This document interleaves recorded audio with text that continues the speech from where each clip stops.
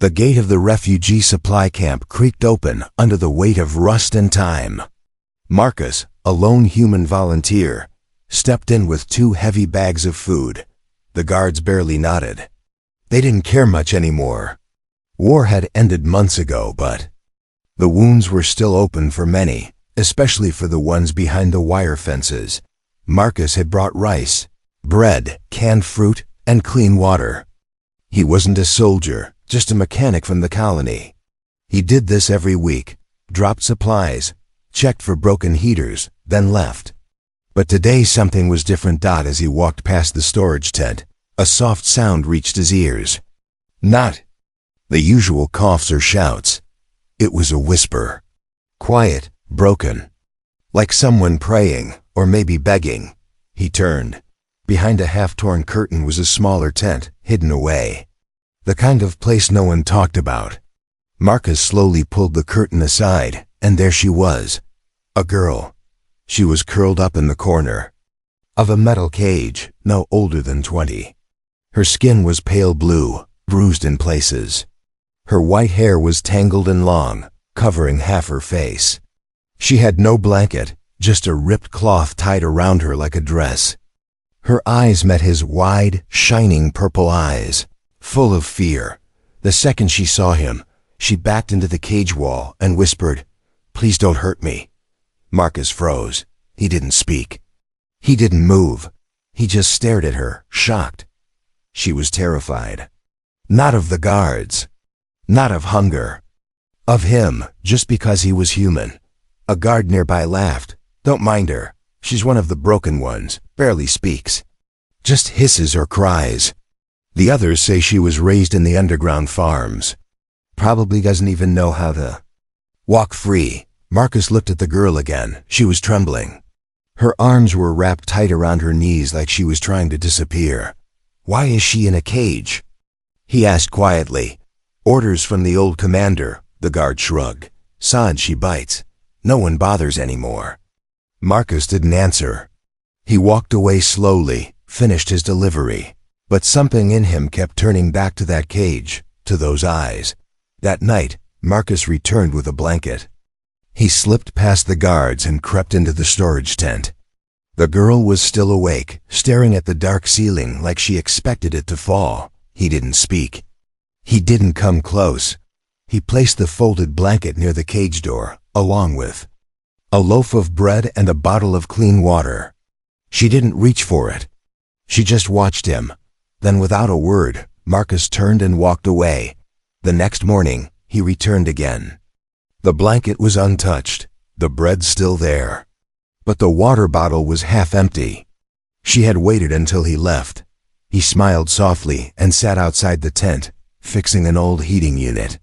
From inside the cage, the girl peeked through the curtain. Watching him, he never looked back at her. He didn't stare. He didn't force her to come out. He just worked. The guards whispered. Some laughed. Trying to fix a broken alien girl? You got too much time, man. Marcus ignored them. 3 days passed. Each day, he brought fresh bread, a small fruit, a cup of warm soup. The girl never spoke. But little by little, the food began to disappear. One evening, when Marcus came by, she was sitting closer to the door of the cage. Still silent, but no longer hiding in the corner. Her eyes followed him now. Not with fear, but with confusion. Why didn't he take anything? Why didn't he ask for anything? Why did he just give? On the 4th night, she whispered again. Marcus had just placed down food and was walking away when he heard it. "Thank you." He stopped. His heart jumped, but he didn't turn. He didn't want to scare her. He walked away again, slower this time. Inside the cage, the girl held the warm soup cup with both hands. Her fingers were still shaking, her lips were dry. But her eyes were not wide with fear anymore. They were soft, unsure, but curious. That night, she lay on the blanket he gave her, the first warm thing she had felt in months. And before she closed her eyes, she whispered to herself once more, "Maybe this one is different." And for the first time in her life, she slept without nightmares. The sun rose behind gray clouds, and cold wind blew dust across the empty camp. Most of the aliens stayed inside their tents, hiding from the chill and the stares of human guards. But in one corner, near the forgotten storage tent, something had changed. The alien girl was no longer hiding in the cage's shadow. She sat on the thin blanket Marcus had given her, legs pulled close to her chest, arms wrapped around her knees. Her violet eyes stared at the cold bread near her feet. It had been there since morning. She was hungry. Her stomach growled like a trapped animal. But she didn't move, not yet. She had been taught never to trust kindness. The elders said, if a human gives you something for free, he will take something else later. The other girls used to say it too, before they were sold or taken away. But this one had not touched her. He didn't laugh, didn't insult, didn't even look at her like she was for sale. He only brought food, laid down the blanket, and left. Every time. Without a word. That confused her more than anything. By evening, her fingers finally reached out. She took the bread. It was dry, rough, but warm enough from the sun. She bit into it slowly, chewing like it might disappear. When she was done, she reached for the water bottle. Only then did she realize her hands were trembling, not from fear, from something else. She didn't know the word for it, but it felt like her body was waking up from a long sleep. The next morning, she was sitting up, waiting. She didn't know if he would come again, but part of her hoped he would. She had never hoped for anything before. And then she saw him. Marcus walked quietly, his bag slung over one shoulder, eyes scanning the camp with calm focus. When he reached the cage, he stopped. She was awake, watching him. His eyes softened. He knelt and opened the bag. From inside, he pulled out something small, a piece of fruit. Round, red, and shining in the sunlight. He placed it on the ground, not inside the cage, but close enough. She stared at it. Then she looked at him. He didn't speak. He just smiled once, not wide, not fake, and walked away to fix a heater. On the far side of the camp, the girl crawled, closer to the bars. Carefully, slowly, she reached through the metal and took the fruit. She smelled it, then licked it. Sweet. Her lips curved a little, not quite a smile, but something close. A guard nearby saw her and laughed. Finally got her to eat, huh? She must like you, mechanic. Marcus didn't reply. He kept working. That night, a strange sound echoed inside the cage. Quiet, soft, like a whisper wrapped in a breath. The alien girl was humming. She didn't know what the tune was. She had heard it once, years ago, in the underground farms when a mother sang to her dying child. That same tune came to her lips now, for no reason. She didn't cry that night. In the days that followed, Marcus continued to visit. He never pushed her to speak. He never asked about her past. Each time he came, he brought small things, fruit, soup in a jar, a soft cloth to wipe her face. Once, he even left a flower. She didn't know what flowers meant. But the color was like her skin, soft blue and white. She held it close and stared at it for hours, wondering why something so useless could be so pretty. One cold morning she felt dizzy. Her body was weak from long months without care. When she stood, her legs gave way and she hit the ground hard. A guard shouted, "Hey, you all right in there?" Before she could answer, Marcus was there. He knelt by the cage, concern in his eyes. "I'm fine," she tried to say, but her voice was too soft. Her head ached. Marcus turned to the guards, his voice sharp. "Get a doctor here, now." "She's just one of them," the guard replied. "Why waste medicine?" Marcus didn't wait. He left the camp, running straight to the clinic. When he returned, he had a med kit in his hands and anger in his steps. He slid it under the cage and said gently, "Don't worry, I'll help." The girl watched him, confused again. Why did he run for her? Why did he care? Her whole life, humans had shouted, taken, or ignored her. But this one, he listened without asking, gave without taking. And so that night, before she lay down, she said her second word to him. "Thank you," she whispered. Again, but louder this time. Marcus didn't look back, but this time, she saw him stop, just for a second, before walking on. And that small pause meant more than 1,000 words. Rain fell hard that morning. Cold drops hit the metal roofs of the refugee camp like tiny fists. Mud covered the ground, and the wind pushed hard against the tents. The guards stayed close to their fires. No one wanted to walk through the storm, but Marcus came anyway. He held a thick brown coat over his shoulders, boots sinking deep into the wet ground. In one hand, he carried a sealed container of warm soup. In the other, a towel for her head. The cage had no roof. The girl was soaked to her skin. She was sitting in the corner, arms around her legs, shivering quietly. Her long white hair stuck to her face and neck. The thin cloth she wore was now useless against the cold. But still, she did not cry. When Marcus reached her, he gently knelt near the bars and opened the container. Steam rose from the soup. The smell was strong, meat, vegetables, warmth. She turned her head slowly. He pushed the food inside, along with the towel, but as he leaned closer, his hand brushed against the metal bar, and by accident, touched her fingers. The girl screamed, "Don't touch me!"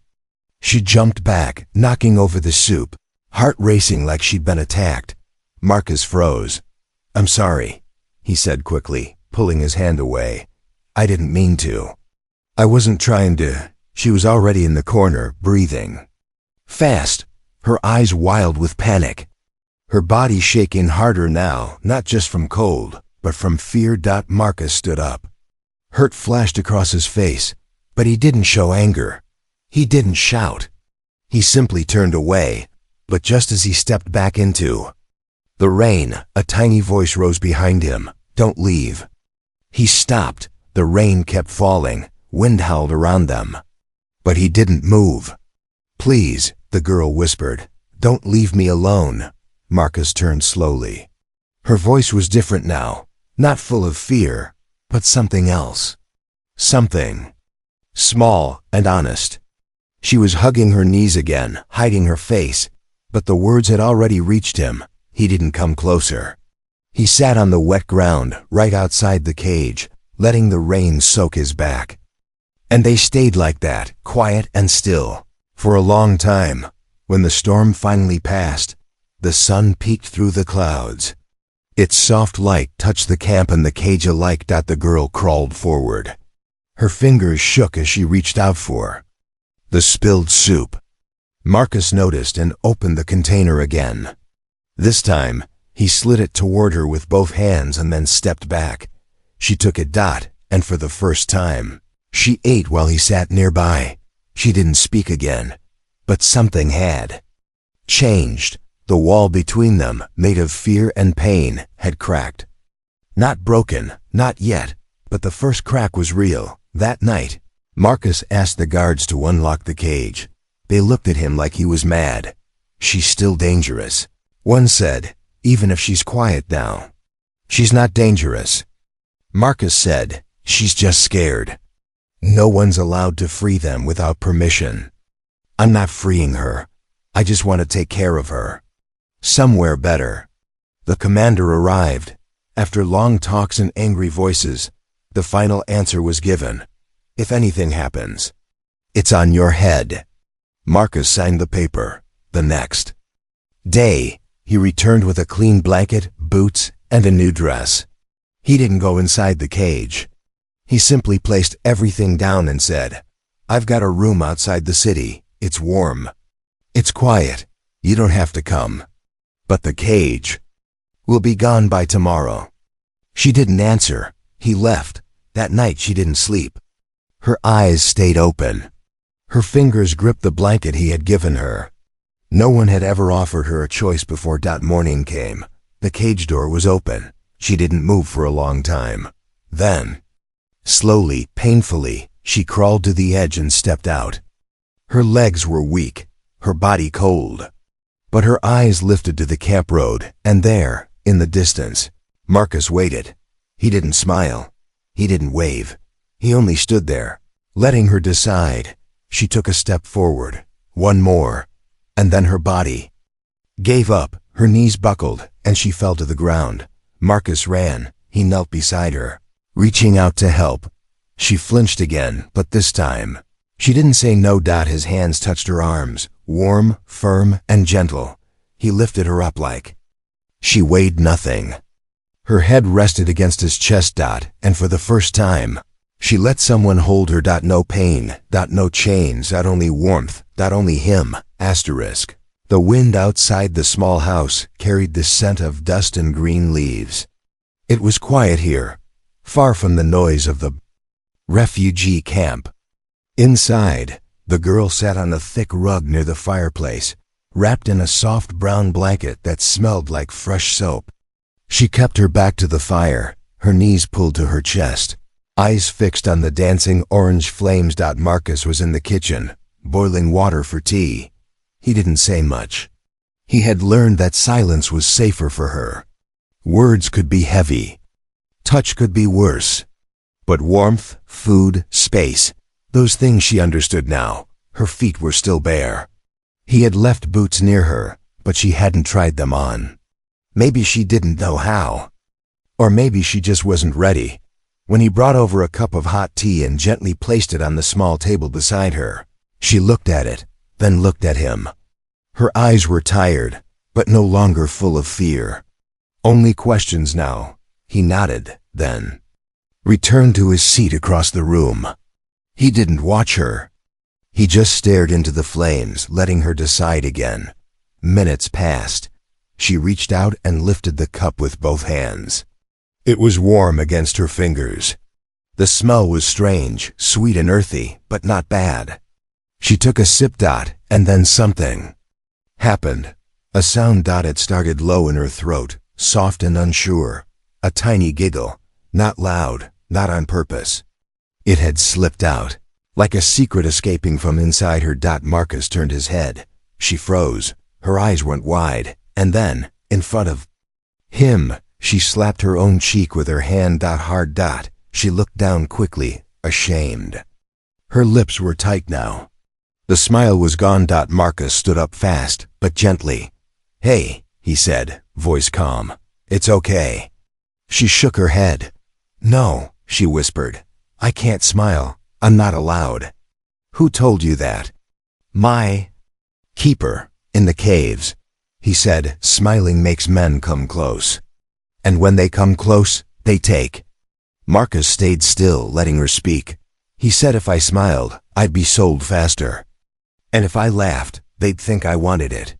Her hands tightened around the cup, so I stopped smiling. Even when the other girls made jokes, even when the birds sang in the cracks above us. I didn't laugh, I didn't smile. Not once. Marcus sat down again, this time a little closer. "You're safe here," he said softly. "No one's going to take anything from you. Not your body, not your smile." She didn't answer, but the cup trembled in her hands. That evening, Marcus showed her the garden. It wasn't large, just a few rows of plants, flowers, and one crooked tree with golden fruit. The air smelled of wet earth and something sweet. "This is yours too," he said. "If you want to sit out here, walk barefoot. Touch the leaves, you can." She walked slowly along the path, her blanket trailing behind her like a cape. A butterfly landed on her shoulder, and she stared at it like it was magic. Then she saw something strange, a tiny patch of blue flowers shaped like stars. She knelt beside them, fingers hovering. "What are they called?" she asked. "Star petals." Marcus said, smiling. "They only bloom in places where people feel peace." She blinked. And then she smiled again, this time without guilt. But the moment passed quickly. She touched her lips, almost afraid. Marcus said nothing. He only looked up at the tree and said, "You know, you can smile every day here, and no one will think it means anything but happiness. Her voice was quiet. I don't know what happiness is yet. He looked back at her. Then maybe we'll find out together. She stood up, holding a flower in her hand. Is it really okay for me to pick this? He nodded. Yes, it's yours. She held it to her chest. Then this is the first thing that's ever been mine. That night, she sat on the couch instead of the floor. She placed the flower in a glass of water and kept it by her side. When Marcus brought her soup, she didn't flinch. When he wished her good night, she whispered back, good night. Marcus. Her voice was still small, still unsure, but it no longer trembled. And long after the fire died down, and the stars appeared outside the window, she lay with the blanket pulled up to her chin, whispering to the flower beside her bed. I think I smiled today, and nothing bad happened. And in the stillness of the quiet house, that single thought became the seed of something new. Not trust, not yet, but the beginning of hope. The scent of fresh bread drifted through the small kitchen as sunlight poured in from the open window. The girl stood by the sink, washing fruit with careful hands. She wore a soft cream dress Marcus had given her, plain, clean, and warm. Her long white hair was tied loosely behind her back. Her steps were light now, her breathing calm. She had begun speaking more, just a few words here and there. She helped water the garden. She sat beside Marcus during meals. She was still quiet, still shy, but she was trying. Today felt safe. Until the knock came. 3 sharp bangs at the front door. The girl stiffened. She turned, heart racing. Marcus walked over and opened the door, revealing a man with a big beard, rough boots, and a loud laugh.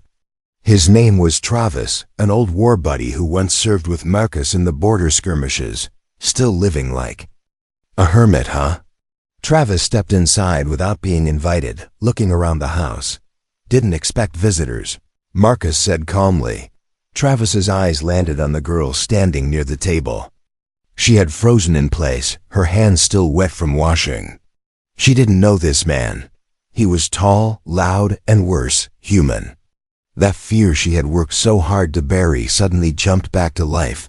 Well now, Travis grinned, walking closer. You didn't tell me you had company. Is she your little pet? The cup in the girl's hand slipped and shattered on the floor. Marcus stood instantly. Don't call her that. Travis laughed again. Come on, I'm just joking. Thought you lived alone. Didn't know you picked up a blue-skinned plaything. The girl backed against the wall, her breath coming fast. Her chest rose and fell as panic took hold.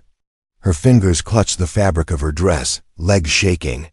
I said stop, Marcus growled, stepping between Travis and the girl. Travis raised an eyebrow. You serious? What, you two share a bed or something? Didn't know you liked your women scared and silent. Marcus grabbed him by the shirt. She's not a pet. She's not a joke, and she's not yours to talk about. Travis shoved his hand away. You've changed, man. Since when do you defend their kind? Marcus's voice was low. Since I stopped believing lies. Travis laughed bitterly, stepping back toward the door. You'll regret it. These creatures, they act soft, but one day she slit your throat in your sleep. Marcus didn't answer. He just pointed at the door. Get out.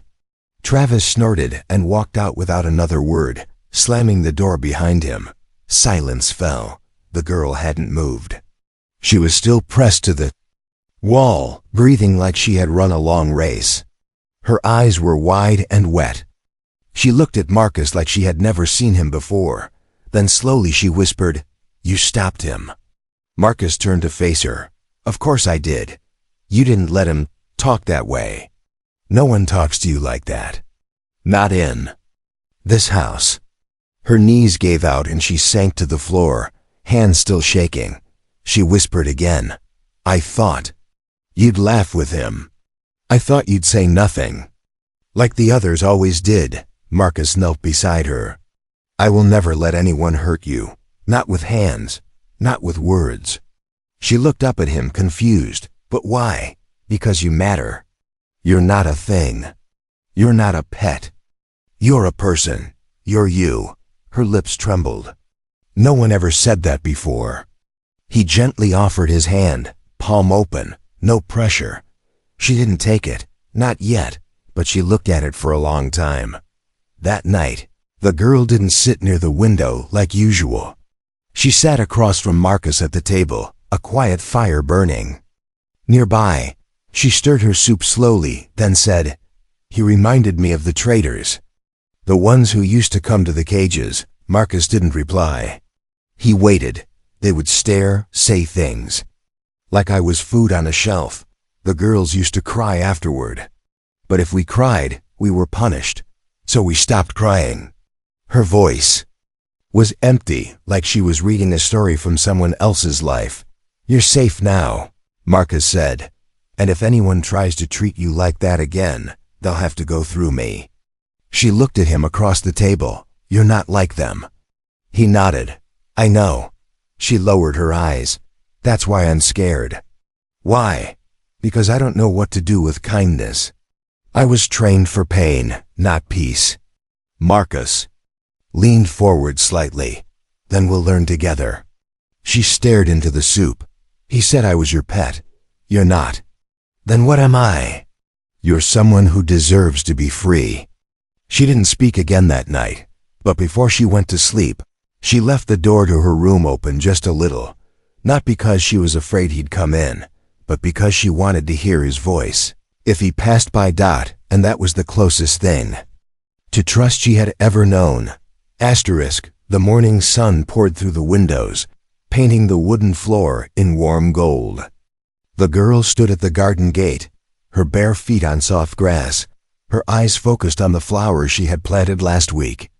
Their colors had bloomed bright, blues, pinks, soft yellows, like the feelings inside her she still didn't understand. She was learning to breathe without fear, learning to walk without watching her back, learning to live. Marcus sat nearby, fixing a broken solar panel with tools spread around him. His jacket was off, sleeves rolled, arms streaked with dust. He hummed softly to himself, lost in the work. The girl watched him from the corner of her eye. His voice was low and calm. Not like the other men she had heard in the past. His presence did not make her small. It gave her space. She turned back to the garden and reached down to pull a weed, but the roots were tough.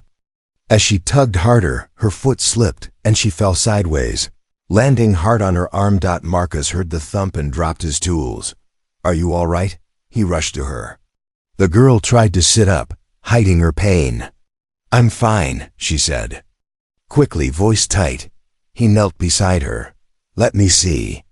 "No, I can," but her arm was already swelling. She tried to move it and winced.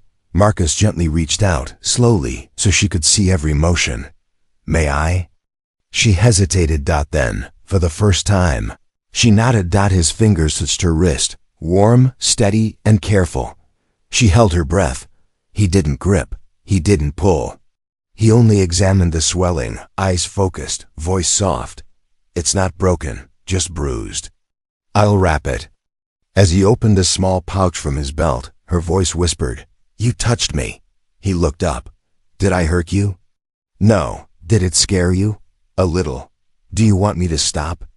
She looked at his hands, strong but still gentle. She shook her head. "No. I want you to keep going." So he did. He wrapped her arm with clean bandage and gave her a folded cloth for support. When he finished, he didn't move back right away, and she didn't pull away. Instead, her fingers moved, slow and shy, and touched the back of his hand. It was a soft touch, unsure, like she was testing something fragile. "I used to dream," she said suddenly, voice like a breeze, "about being held like this. Not as a prize, not as property, just gently." Marcus didn't speak. He didn't want to break the moment.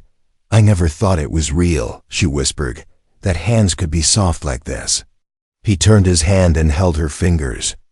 Lightly. "You deserve soft things, not chains, not cages, not pain."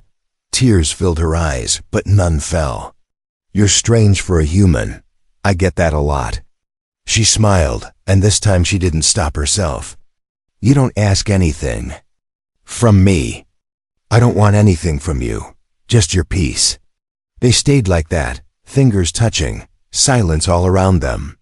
The birds chirped from the tree above. The garden swayed in the wind. The sun warmed their skin. Then she pulled her hand back slowly. I'm not ready to be held fully. But I think I want it someday. Marcus nodded. We move at your pace. That evening, she helped him prepare dinner. Her arm hurt a little, but she refused to sit out. She peeled vegetables while he stirred. The pot. Their movements were quiet, easy, like a rhythm they had always shared. After dinner, she stood by the fireplace. Marcus was seated, reading a worn-out book. She turned to him and asked, "Can I sit?" There, pointing to the floor. Beside his chair. He looked up, of course. She sat down, her back resting against his leg, not touching, but close. She looked into the fire, listening to the sound of the pages turning. After a long pause, she whispered, "If I have a nightmare tonight, will you be here?" "Yes." "Even if I scream?" "Yes." "Even if I break something?" "Yes." She turned her head slightly. "You promise?" "I promise." That night, she placed the flower he gave her, now dry but still beautiful, beside her pillow. And for the first time, before sleep took her, she said a human name softly into the darkness. The town square buzzed with quiet energy as the weekly market opened. Stalls filled with fruit, fabrics, tools, and trade goods lined the streets. Children ran barefoot through the dust, and old men leaned on crates, talking about weather and politics. It had been 3 months since the girl left her cage. She now wore a soft green dress and brown boots that fit just right. Her hair was braided over her shoulder, and a satchel hung across her chest. She walked beside Marcus, holding a small shopping list written in her shaky handwriting. This was her first time in town, and she was terrified. People stared. Whispers followed. Some smiled kindly, others narrowed their eyes. She kept her chin low, her steps short.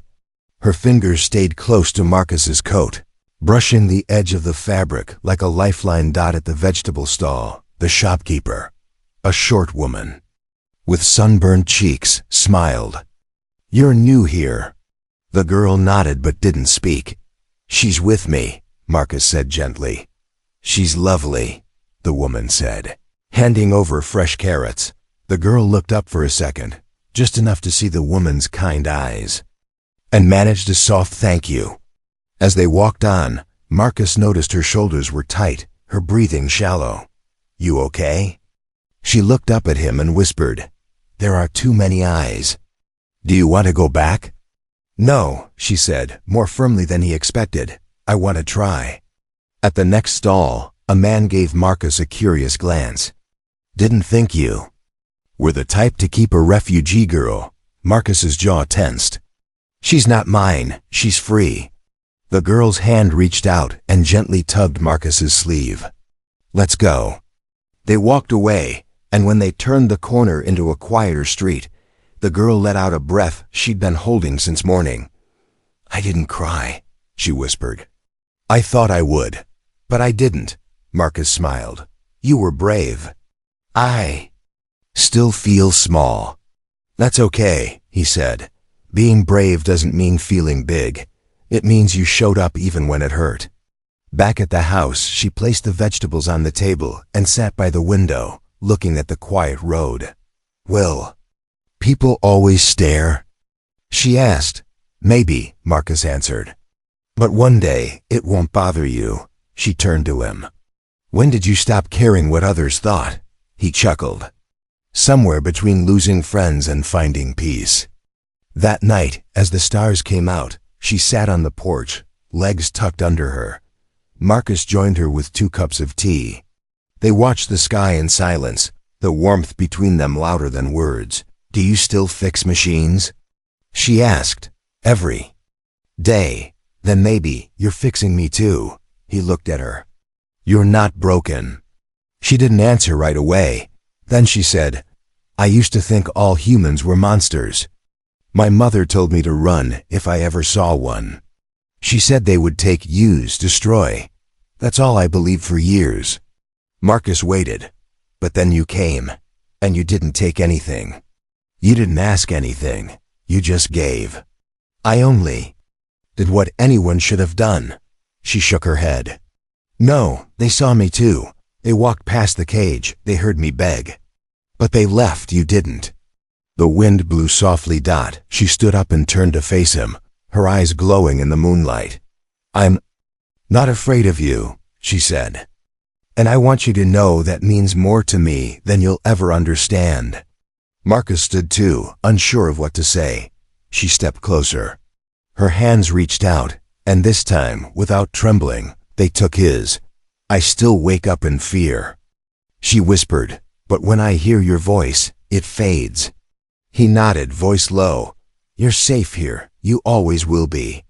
She leaned in, resting her forehead against his chest. "I don't know what love is, but if it means wanting someone to stay, I think I'm starting to feel it." His arms wrapped around her, slowly, gently, just enough to hold her without trapping her. "I'll stay as long as you want me to." They stood like that for a long time, the stars above watching in silence. No more cages, no more chains, no more fear. Just two hearts, broken by war but healing in peace, holding on to something rare, something no battle could destroy. Not power, not ownership, but trust, and from that trust, a new kind of future was born, not just for her, but for him too.